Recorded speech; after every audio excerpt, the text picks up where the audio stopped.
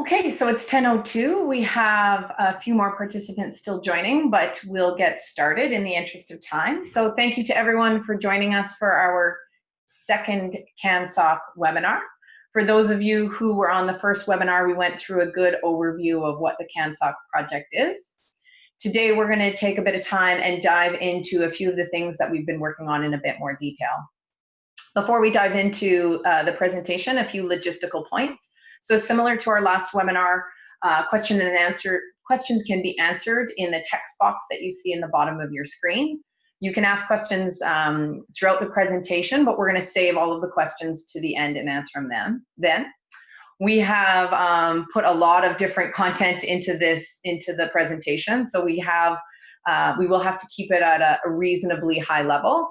But we've tried our best to keep the presentation succinct so we can have as much time for questions as possible. The session is scheduled to end in an hour, but we will be able to stay on the call for a few extra minutes if individuals have additional questions, or we can take them by email and follow up after. We'll also do something similar this time that we did in the past, where we'll send out a questionnaire to get some feedback as to what you might like to learn more about to help inform future webinars. My name is Jill Kowalchuk. I am the CanSSOC Project Director. I am new to this role and was brought on to help provide support to the project team. I'm very excited for the opportunity to work with all of the different participants that are part of this exciting project. You may know me from a role that I hold within Canary, which I still do part-time, and so I work with the National Research and Education Network. It's a nice opportunity because CanSSOC is partnering quite closely with the NREN participants. So I will say, well, with that, I will jump into the presentation. Bear with me for a second. Hopefully I do this right.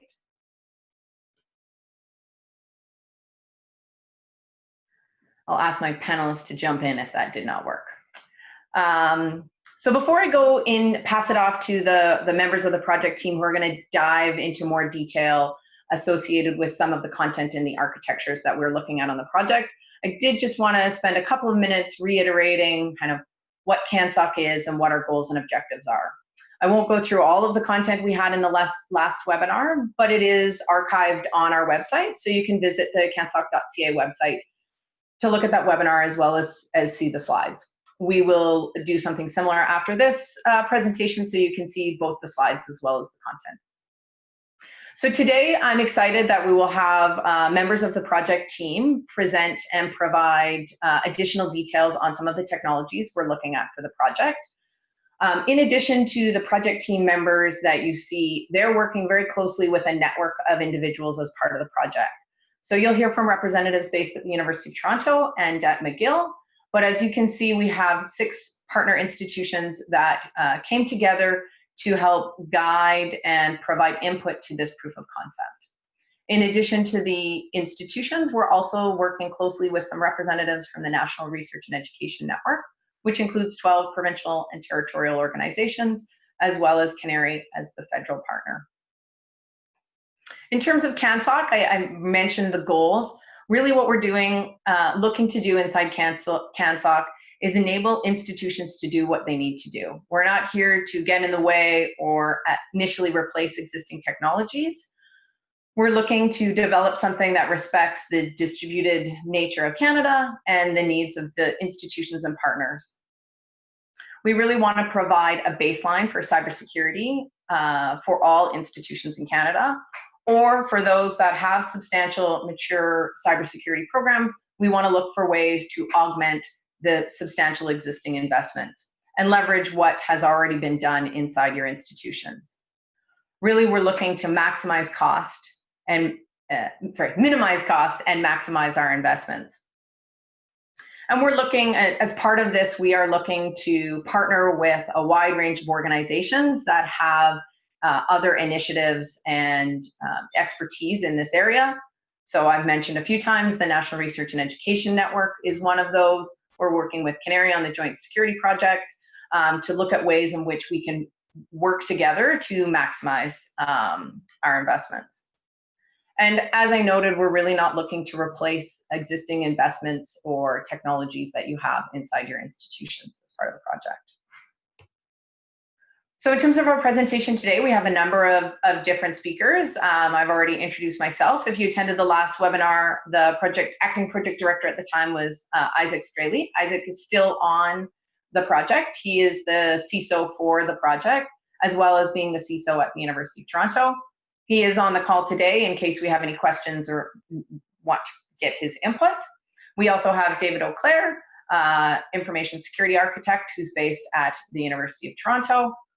And we have two members of the project team based at McGill, Hugo Dominguez and Martin Vesna, all of whom will dive deeper into some of the service that we're looking at. So before I pass it off to David, I wanted to give a very high-level overview of sort of what we're looking to do. We're really looking to develop some foundational services that can be leveraged by institutions and organizations as soon as possible to provide services and information, the actionable information that is better than what institutions currently have today. We're looking at deploying that in a simple, cost-effective way, both in terms of operating as well as recognizing that institutions have limited resources to take on more. So we want to try and streamline that as much as possible. And that's really what we're looking at in the threat intelligence piece that Hugo and Martin will present on later in the presentation. In addition to that, we're also investigating how can we overlay on top of that some higher level additional value in terms of advanced analytics and analysis. And that's what we're sort of calling right now the analysis engine. This is, as I noted, a proof of concept. And so we're not looking to, as part of that proof of concept, we really want to investigate what is possible, what might work for a shared SOC inside Canada, leveraging all of these already existing investments. And so David will talk more about the analysis engine and what we're looking at. It is, as I noted, a proof of concept. And so as we move forward, we fully expect that we might need to adjust our approach, augment it, and if potentially for certain components of it, we might have to learn that we need to take a different approach. So with that, I am going to pass control over to David. Okay. Thank you, Joe. So today I'll be discussing the architecture of the analysis engine. So the project was focused primarily on using open source technologies, and this will help us to operate at a massive scale without a massive cost. So we looked at several potential platforms and eventually decided on Apache Metron. It's based on the Hadoop framework, and the data processing tools that it uses can be scaled up to millions of events per second. So during the proof of concept, we're testing how to best use the different data processing technologies available, as well as to understand what limitations exist. We're also working to ingest and analyze real-world data from our founding organizations in order to help solve some real-world problems while we're building out the platform. Sorry, one second. There we go. So this is a simplified version of our architecture. I'll walk through each point and explain. So as we're building the proof of concept, we're evaluating the effectiveness of the different components, and we're making architectural adjustments as needed. We're also assessing our processing and storage needs in order to plan for the next stage. At the moment, we're focused on collecting and processing network events and user events, but we'll be extending the variety of logs and the variety of analysis in the future. So Bro/Zeek is a great source of data, and we'll be exploring collaboration with the Joint Security Project in the future. So first, on the log collector side, we've been looking at two technologies, Apache NIFI and Bro/Zeek. So Apache NIFI is a general purpose log collector with lots of connectors for receiving or pulling logs from different sources. NIFI can be used to set up listeners, like a syslog listener or a beats listener, for example, or other data ingestion processes that can pull events from systems, like via API calls or even via SFTP, for example. So far, we've used it to integrate with QRadar and Splunk, but it should be able to integrate with just about anything.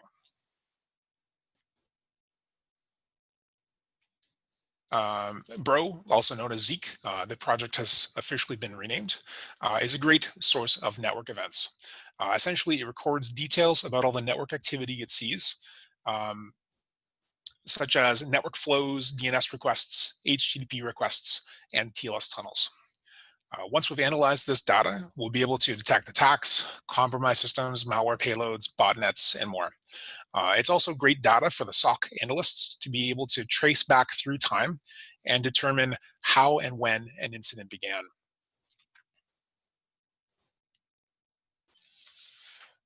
Next, we'll have a look at Apache Kafka. So Kafka is a distributed resilient message bus.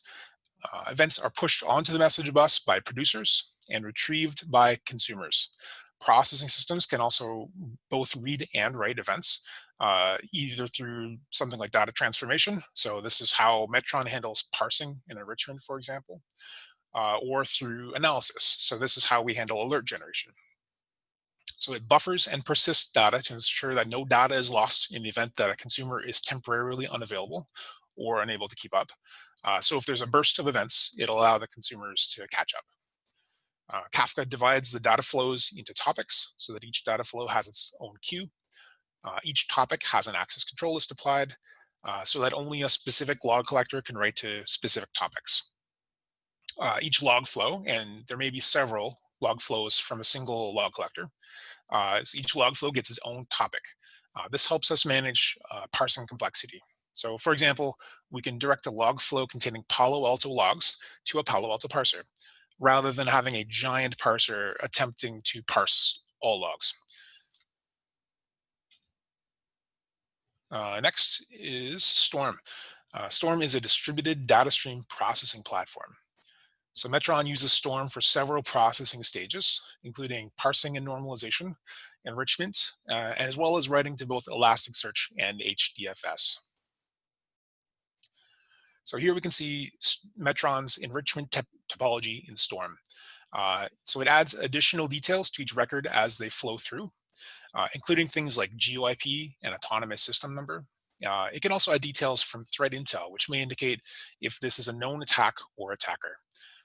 There's also a processing language called Stellar, which can do some basic analysis, like extracting fields from an HTTP request or comparing a URL against a list of known attack patterns. Now we're going to look at some of the analysis tools and frameworks that we're using so far. There will be more added as we need them. So Apache Spark is a high-performance distributed data processing framework. It's essentially a modernized and enhanced version of MapReduce with additional functionality. It's capable of working with data sets into the petabyte range and beyond, possibly. So we're using Spark to analyze the collected data, and we're able to generate alerts based on behavioral indicators. These alerts are pushed into a Kafka alert queue for either automated actions or for SOC analyst review. We're still working on the processes for managing alerts and incidents, so some of these details are still evolving. Spark is also a capable machine learning platform, and we're starting to investigate those capabilities. We've also been looking at using some third-party tools, such as DataIQ. It's a data exploration tool, which accelerates the process of building analysis pipelines in Spark. It also helps us to build, tune, and train machine learning models. And there's other tools that we're using as well, such as DNS Twist, which we're using to detect lookalike domain names for detecting typo squatting. So any new findings will be integrated into the alert queue on Kafka. And we're going to standardize how we structure and process alerts so that we'll be able to integrate a variety of tools into the analysis toolkit while still seamlessly integrating into the SOC analyst workflow. So we're going to very briefly discuss threat intel here. More details on that later. But having quality threat intel available helps us to more quickly identify known attacks and attackers. We'll also be generating threat intel based on our own analysis and observations. Martine will cover this in more detail shortly. Next, we'll be looking at the Hadoop distributed file system. So HDFS is part of the Hadoop platform, and it provides fault-tolerant storage. And it scales up to petabytes or beyond on fairly commodity hardware. It also integrates really well with a lot of the other tools in the Hadoop ecosystem. For example, Spark is data locality aware when running against data stored on HDFS. So rather than moving the data across the network to the processing node, it'll move the processing job to a node with the data. This allows for massive scalability in terms of both processing and storage. So next, we'll look at Elasticsearch. So we're using Elasticsearch as an indexed data store. Elasticsearch can also scale up to pretty massive scale, and due to clever indexing, it will still be quick to perform searches through this massive data set. SOC operators will use Elasticsearch when investigating alerts or incidents, and the ability to quickly search for related events, so either the same IP, the same pattern, or a similar time frame, allows for the SOC operators to quickly assess the extent of an issue. So why are we using both HDFS and Elasticsearch for storage? Isn't that redundant? Well, they're very differently optimized. So Elasticsearch can plow through terabytes of data and return thousands of results within seconds. It can, however, be a challenge to retrieve billions or more results from a single query. And retrieving that data at the scale of a few gigs per second, maybe if you have got a really well-tuned Elasticsearch cluster, is fine when you're talking about thousands of results. But when you're talking about scaling to petabyte scale, that can be challenging. For example, a petabyte would take nearly 6 days to load at a rate of 2 gigs per second. HDFS, on the other hand, is terrible at search. It would be basically a linear search through the entire data set, which would be very slow.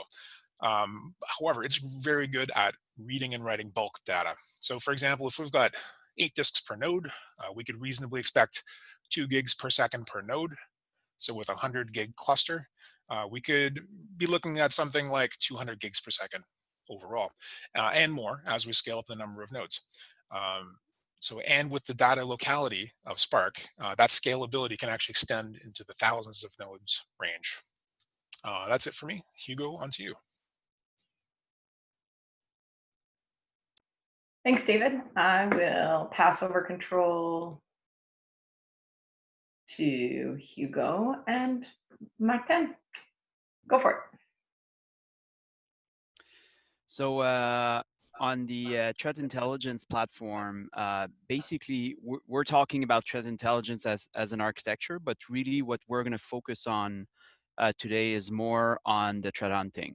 So we divide threat intelligence in 3 core services that you'll be able to discover the 2 other ones at the later date, most likely. One of them is threat hunting, threat feed that Martin is gonna go through today. We're also working on some vulnerability management solution and vulnerability assessment solution, as well as red teaming tools, toolkit, and intrusion testing. So for today, we're going to explore more in depth the proposal or the prototype that we've been working on the threat hunting side, and I'll leave Martin to truly go through the entire solution with you guys.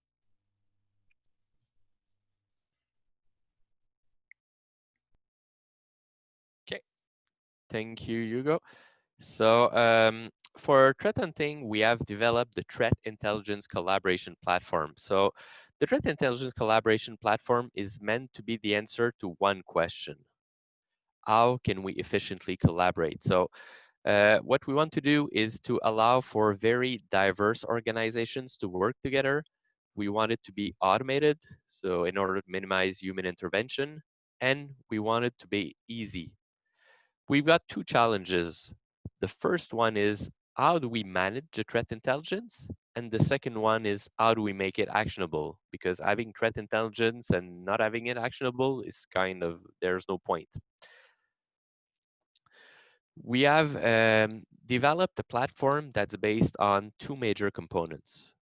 So the first one is a shared platform based on MISP that acts as a threat intelligence sharing repository. So that platform can be used directly through a web portal or indirectly through synchronization. The second part is a shared platform that's based on MindMeld. This platform will generate output feeds based on the threat intelligence obtained from MISP. To give you a bit of a background on those tools, so MISP is an open source project that began around 2011 by someone who worked for the Belgian defense and that realized that there was no easy way to share threat intelligence. As it evolved, it progressively transitioned under the umbrella of NATO and eventually got continuous funding by the European Union.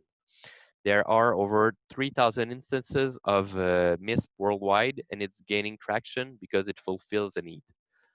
For MindMeld, it's an open source software that's been developed by someone from Palo Alto Network as a way to bridge the gap between managing indicators of compromise and making them actionable. It's easy to get the information. The challenge is to keep track of it and make it actionable. So that's what we want to achieve with the Threat Intelligence Collaboration Platform. Now, putting everything together, we look at the threat intelligence flows. So in this diagram, so you see the the core components that I just talked to you about. So MindMeld here, the shared MindMeld will be pulling indicators from MISP. So indicators are individual attributes that are actionable. So for example, an indicator could be an IP, could be a hash, could be a bank account number, could be a variety of things.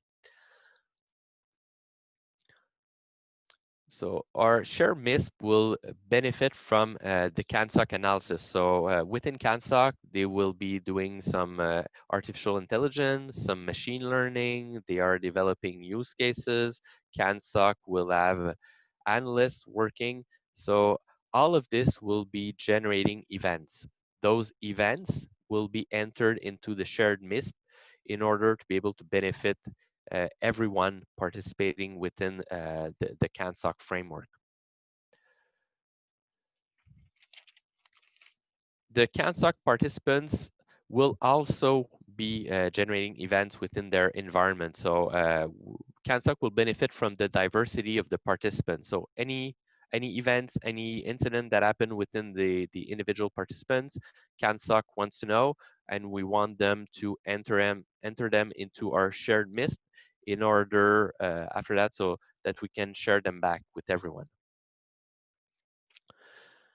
So like I said before, so just having MISP, there's not much of a use because it needs to be actionable. So with MindMeld, we will be generating different kinds of feeds, and those feeds will be sent to protection devices. So protection devices is anything that the participant operate that they protect them against threats. So it could be a firewall, could be an endpoint protection device, it could be a variety of things.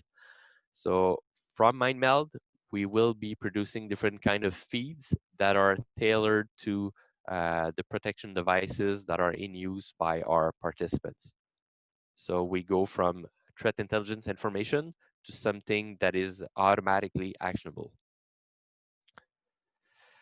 CanSSOC and its participants are not living in a closed bubble, so we operate within a global context and we don't aim to reinvent the wheel. So there are a lot of external entities that generate threat intelligence information. For example, the governments, there's many certs, and you have the industry through commercial feeds. CanSSOC will create partnerships with those entities in order to get all the threat intelligence information they are producing. So those are our raw events, and the CanSSOC will be curating those events so that they will be able to benefit all of the participants. So also another thing, so any events that are discovered within the context of CanSSOC, within the context of the participant, if we decide so, we can share them back with the community or with the government or any external entity. So that platform allows us to do that. For participants that have a more mature security practice, they can operate their own instance of MISP and MindMeld and customize them themselves. So they can benefit from the intelligence of the CanSSOC context and also have a very high level of flexibility. So if you want to do it, it's possible.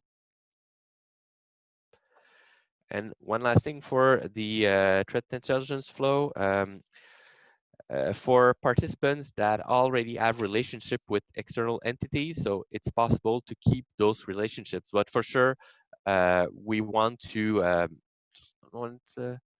yeah. So so if you have any external entities for which that you develop private relationship with them, so you can keep those relationships and they can still flow into your MISP and you can still benefit from them.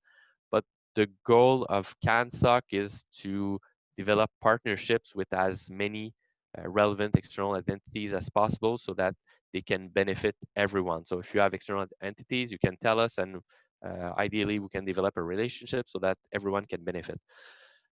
As an example of external entities that we've successfully integrated with as of now, so we have CanCyber, which comes from the Canadian government. We have also CSE, which is again from the Canadian government. We're looking into commercial threat intelligence provider, Recorded Future. So we've already done tests with them. It's looking promising. And also, we've successfully integrated with Circle, which is the CERT that's based in Luxembourg. So those integrations have all been integrated and are working. Now, if we go into MISP, so I'll give you a high-level overview of what it is. So within MISP, there's the main concept is event. So MISP works at the event level. An event can be, let's say, so this is an example of an event that we've got in our MISP. So this event is an incident that's related to MageCard, a group that specializes in stealing bank card credentials. So that becomes an event within MISP. And with that event, so we have different properties. So if we look on the screen, so the most important one, so the event, so we know the source, so who discovered that event.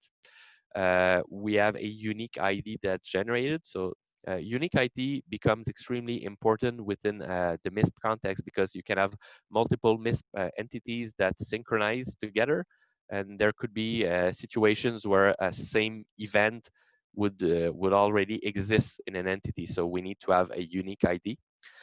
We have a distribution policy. So distribution policy is used to automate the sharing relationship. So, but the goal is for CanSSOC to act as a clearinghouse for threat intelligence and to allow to distribute it to everyone that's a CanSSOC participant. And most important things, the tags.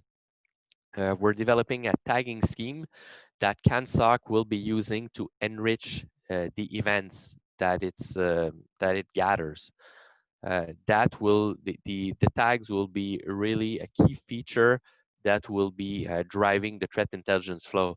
So for example, let's see here, we have a low confidence indicator coming from a government. So maybe we won't block the related IPs.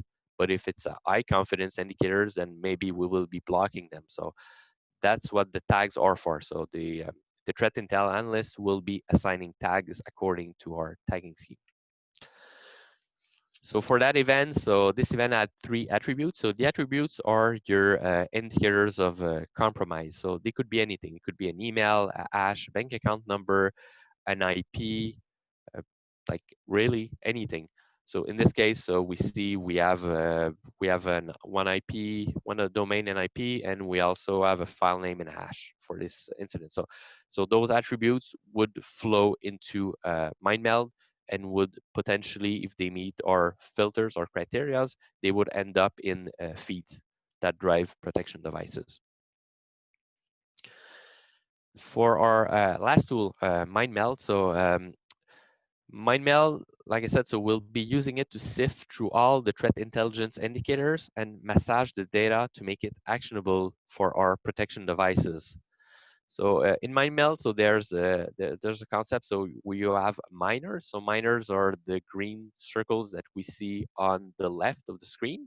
We have processors, the red circle in the middle, and we have outputs. Those are the yellow/orange circles that we see on the right. So here you can see on the left, so we have on the bottom, so the McGill MISP miner. So this feeds events coming in from our MISP instance based on threat intelligence that we've gathered. And we have two other flows that are whitelist to ensure that we don't, for example, block an IP associated with Office 365 and cause a denial of service. So we can have whitelist in there. And then we have in the middle our aggregator, so that will combine all this information. And in the end, on the right, so we have our output feed. So our output feed here, you see in the example, so I have IPv4 output feed. I have a stick-staxy version of that output feed, and I have like an output feed for URLs, for domains. So you could have a block list, you could have output feed for alerts. Like the platform is extremely flexible. So the sky is the limit in terms of output feed, in terms of filtering, and in terms of aggregation that you can do within there. And back to Hugo. So that was the core of the technical infrastructure. In terms of underlying supporting infrastructure, right now we created Docker containers for both our MindMeld and our MISP install, so that could be reusable by an institution by following the instruction and running the Docker container.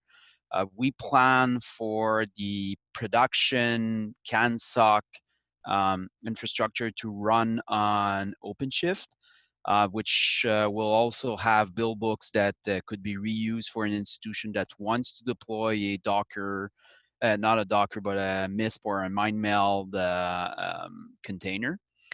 And so Martin gave some of the examples where actually we can create let's say a list of bad IPs that you would want to block.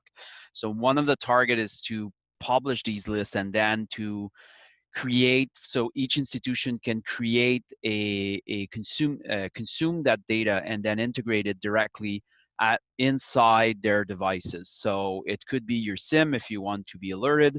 One of the things that we've started working is on our Cisco Firepower firewall, which would create integrated as the list of bad IPs and block them for the high confidence IOC. Although right now we have some issues with Cisco, so some of you won't be surprised about that, but we're working with them in order to do it. But what we plan in there is that at some point the community will also create more integration. CanSSOC will create some, but the community will create some integration and then share that information.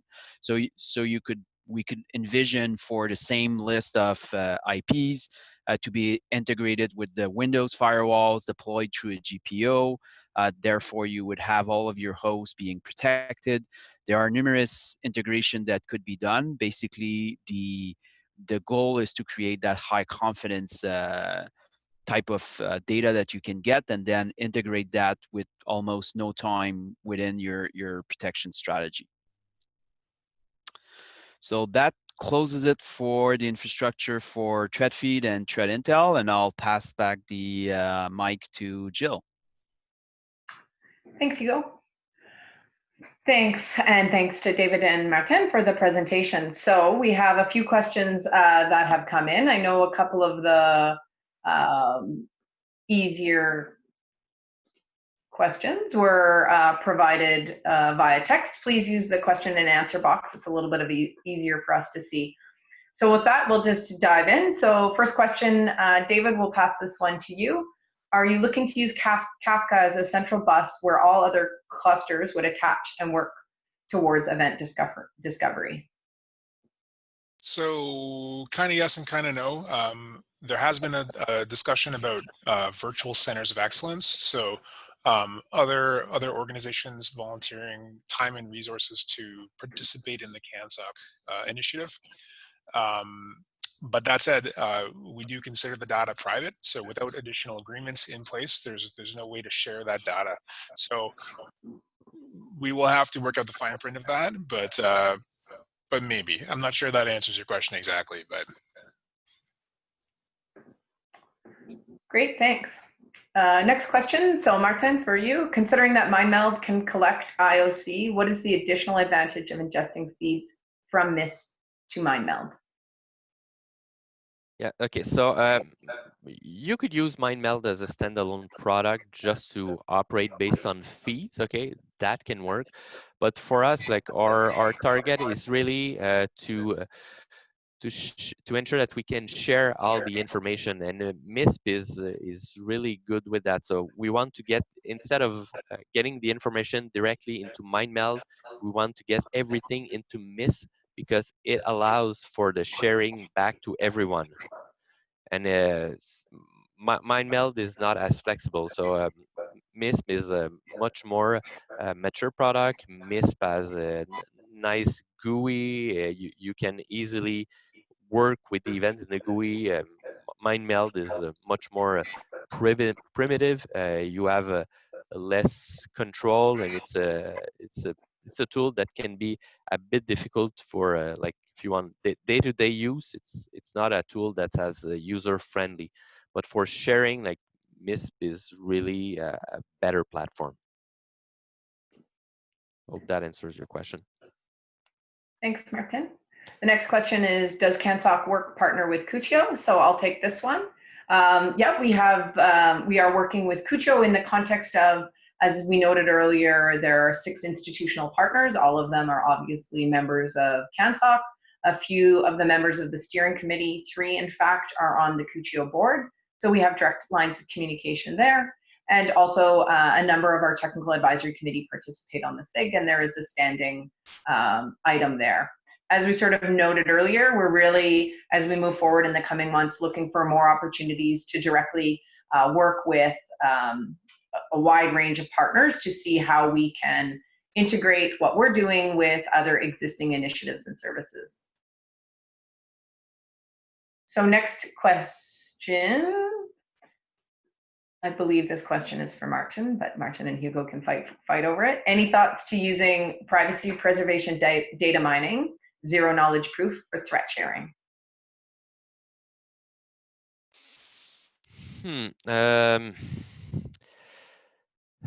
Right now, so we don't necessarily have put much thought into it. So maybe, but right now, probably I'd say it's not a priority, but maybe we'll get there. I don't have a good answer to give to you right now. So that I can maybe handle that one a little bit more. I don't think that necessarily applies to the threat sharing side of things, because once we've extracted the details of a threat, I mean, it's no longer confidential data from our participating organizations at that point. I think this is more about the research side of things. So one of the virtual centers of excellence concepts is participating with research organizations to do machine learning research and things like that.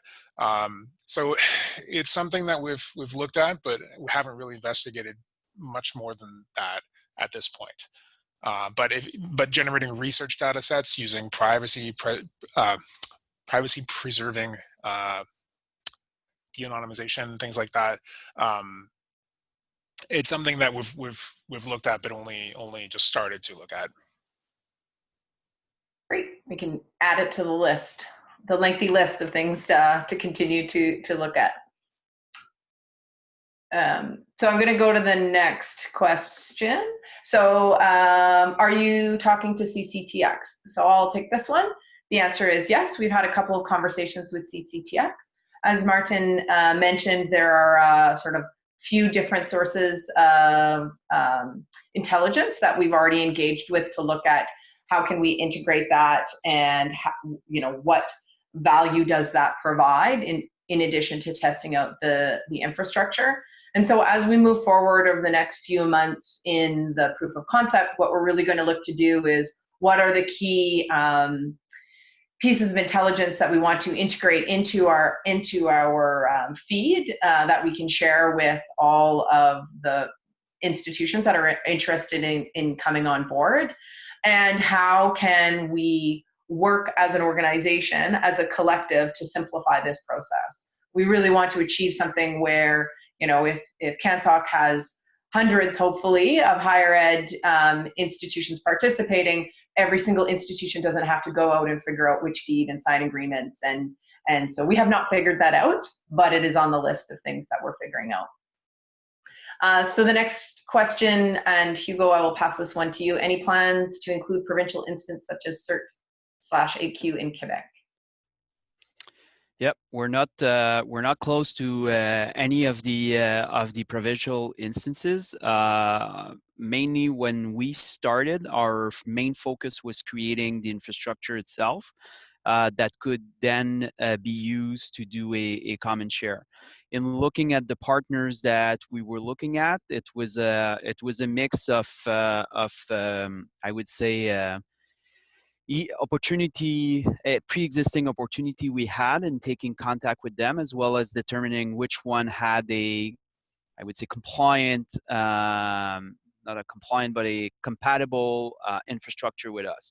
So among different things, we're looking at integrating REN ISAC, and then as we grow into the project, we'll also do reach out within institutional each of the institutional instances and identify how we can collaborate either on as a consumer or as a contributor within each of their area.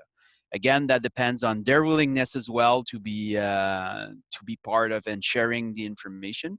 But yes, we're planning on doing that for sure. Thanks. So the next question is, has there been thoughts of what kind of storage backend will be used for the Docker infrastructure? David, is that yours?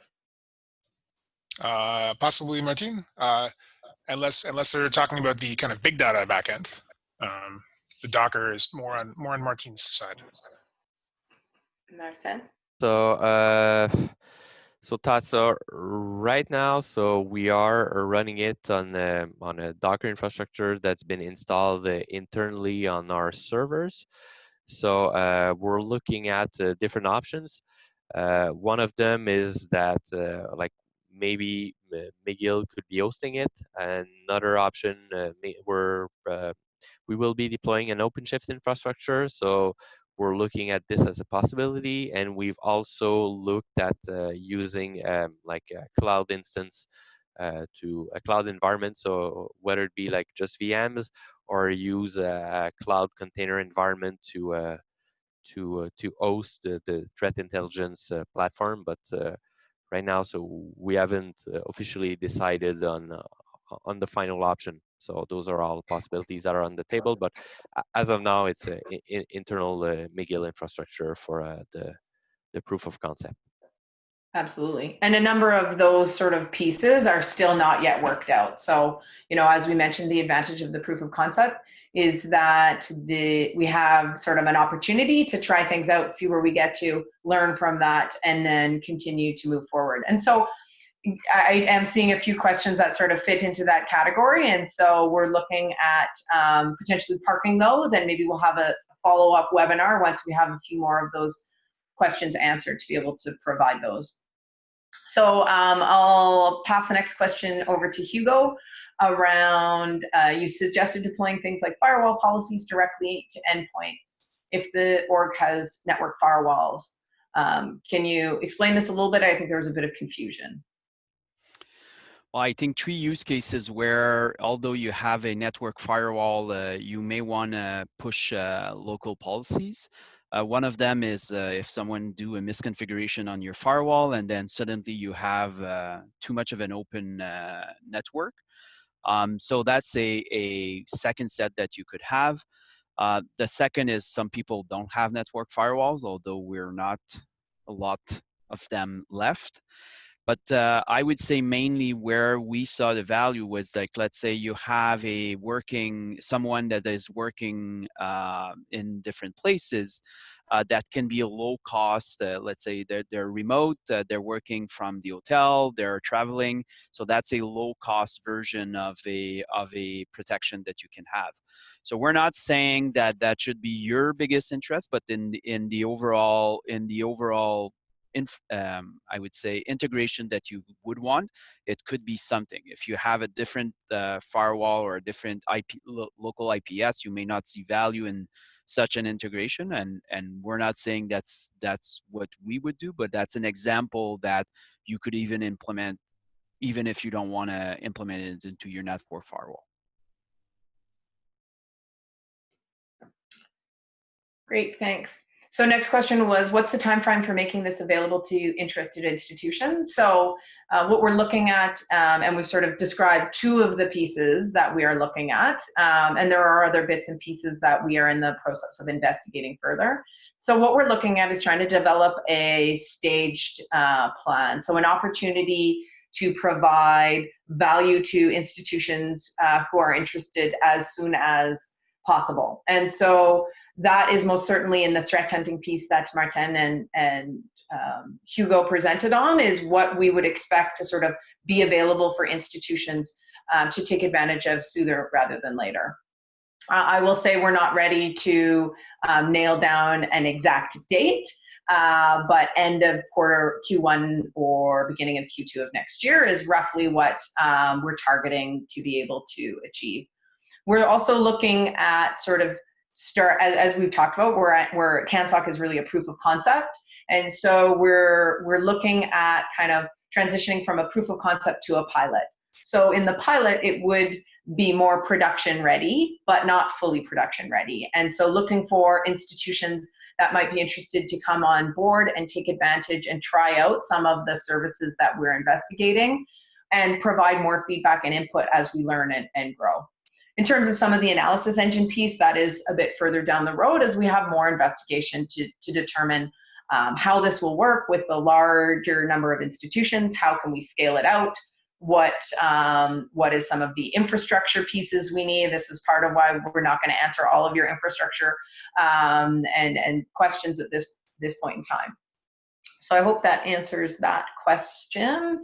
Next question was, any interest in having colleges join the project? I would say we're developing these services most certainly with all of higher education in mind. And so as we move forward, we're most certainly looking for the opportunity that we can provide services to colleges. Yes. When? To be determined. So the next question was, is this limited to universities and higher ed? Would it be possible to integrate large school boards into the project? I would say in the immediate term, it is, so that Q1, Q2, that is a little bit out of scope for us, but there's definitely an interest in in some of the partners that are participating on the proof of concept to expand our services to support the higher ed sector. So I'm going to give Isaac this question, and I will say we probably don't have the answer, but I'm sure he'll do a good job of giving you some background. Once CanSSOC is fully live, there will be a tremendous amount of data traversing the network spaces, specifically our outbound data pipes. Can you give an indication in terms of what sorts of impacts you anticipate our institutions experiencing at that time? Is it something we need to be mindful of as we move forward? I think re-emphasizing the proof of concept piece, that's exactly the type of thing that we want to answer and why we don't want to push into production or over-offer anything right now. So there's definitely going to be impacts, and what they are and how we can minimize them, I think is one of the things, I think it's one of the things that we're exploring right now. So again, I don't have a good answer for it, but what I can tell you is those are the exact things that we're looking at as we architect this out. Obviously, we didn't have time today to go through all of the sort of questions that we're answering or even asking, but as you saw the architecture that David talked about, there's a lot of data there. And so how we manage that, how much it costs, what impacts, and what institutions need to do to get ready for it are all in the questions that we're answering. Can I just chime in on that as well? So off a Bro or Zeek sensor, typically you'd see like a couple % of the network flow generated as log data. So it's not maybe as much as you might think. Great, thanks. So there was a question around, is there currently a link with Canary and the JSP project to CanSSOC? So the answer is absolutely yes. We are working quite closely with Canary as well as other representatives on the NREN. And as you sort of saw, David alluded to it when he gave some of the presentation, that we are actually taking data from the JSP project and putting it into our analysis engine and testing with that. So we're really, as we've been investigating, seeing a huge opportunity to sort of both in terms of the technologies, as well as we're having strategic discussions with Canary about opportunities in which we can partner and collaborate as we go forward to better sort of integrate all of these different pieces and provide more value to the institutions in the sector. So next question, as a small organization with limited resources, how can we position ourselves to best integrate with CanSSOC? Our security systems are very early stage. Hugo? Yeah, so I think that based on which service is going to be promoted first, so let's take threat intelligence, as we were saying that it might be, sorry, went black, like energy saving stuff.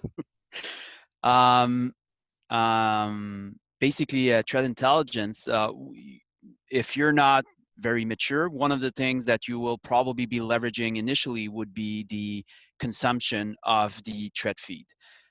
So basically the list, and then from there, through pre-existing recipe, you could integrate them to your protection mechanism. Some of the RANs are having plans to offer more support based on what your RAN offer as a complementary service. Maybe your RAN would be leveraging some of the threat feed to protect you. It depends truly on which RAN, which country. We're still early on. I would say just following us is probably the best thing that you can do, because when we're designing these solutions, we're trying to define solutions that can both accommodate an organization that has more maturity, but as well finding ways that a smaller organization can actually leverage some of that threat intel or some of these services. Great, thanks, Hugo. So next question, with the solution, do we still need to have a SIM solution? So Isaac, do you want to answer this one? Yes, and for right now, the answer is yes. So the advanced analysis engine piece that David was talking about is going to provide increased capability to maximize that investment. And the threat intelligence and some of those other pieces that Hugo and Martin were talking about will help. Will also help inform the SIM to do a better job as well. But right now we see we're building something that can enhance the SIM capabilities, but it's not something that is going to entirely replace them right now. Thanks. And I would say there's a lot of other initiatives out in the landscape now around finding ways to support the higher ed sector in security services. We know many institutions have mature security investments inside their institution as well. And for those that don't, I encourage you to sort of look around, because there's many, including inside the National Research and Education Network, as well as someone chatted around a partnership inside New Brunswick around opportunities to sort of augment your security program. So with that, I will actually dive into the, are you open to connecting to other projects developing similar capabilities in New Brunswick? We have a critical infrastructure SOC project underway that includes private sector and public sector. The answer is absolutely. So we're not looking to replace existing initiatives. We're looking to augment those initiatives, whether they be inside an institution, inside what the NREN is doing, or inside other existing initiatives. And so while I will be honest and say we haven't reached out and we're not working with all of them, we're sort of building a list and working at ways in which we can, going forward, expand our collaboration. On the New Brunswick piece in particular, we saw a presentation by Cyber NB when we were at the Canary Summit the last couple of days, and so it's on our list to reach out and get more information and see how we can go forward.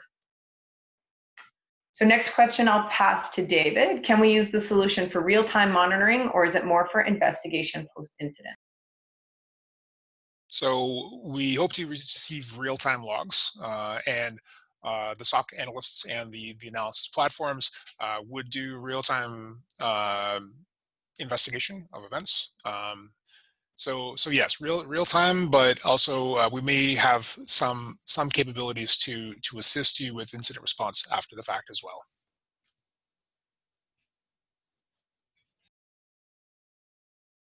Great, thanks, David. Another one I'll give to you, and I will say this is a proof of concept, but I think it's good, David, if you sort of give what we're thinking in terms of right now, and what is the limitation in terms of events per second? Well, limitation is, it's a tricky phrase. So right now, I mean, we're running on virtual machines, which are not the optimal big data processing framework. So I think right now on the 8 virtual machines that we're running, Hadoop on, we're seeing up to about 60K EPS. But I wouldn't call that a limitation of the platform. I would call it a limitation of the platform that's running on.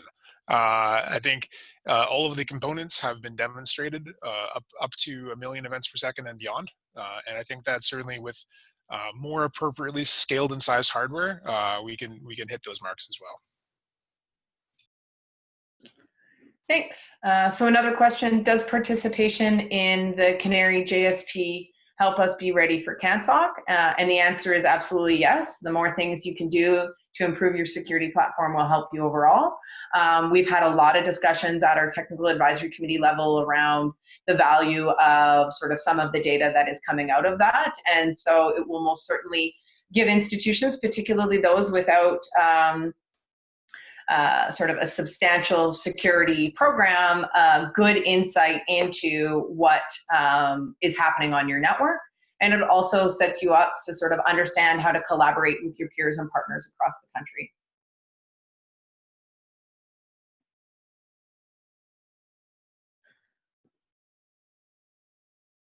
Just checking. So there are some other questions on the chat related to very specific technical architecture pieces. We're going to take those questions offline and follow up directly. Just again, we'll reiterate, it is a proof of concept. And so while they're all very valid questions, many of the questions, even some of the ones we've answered today, the answer is not sure. We're going to test things out and see what limitations exist, if any, and which, for those where there are limitations, are there opportunities for us to overcome them, either by new technologies or new processes, or in some cases, potentially with people, as we move forward.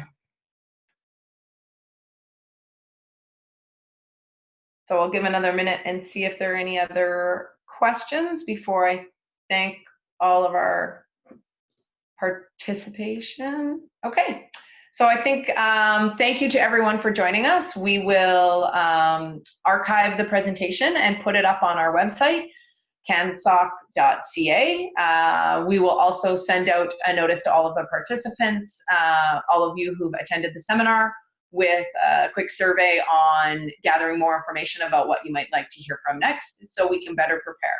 We are planning to do a 3rd webinar in a few weeks, and so this will inform that. We had a recent discussion at the steering committee about whether or not we wanted to have more webinars, or how we might be able to provide more information out to the community as we learn things. So in that survey we send out, we're definitely interested in any and all feedback you might have around what types of things you're interested in learning about and how you might be interested in learning them if webinars aren't the best for you.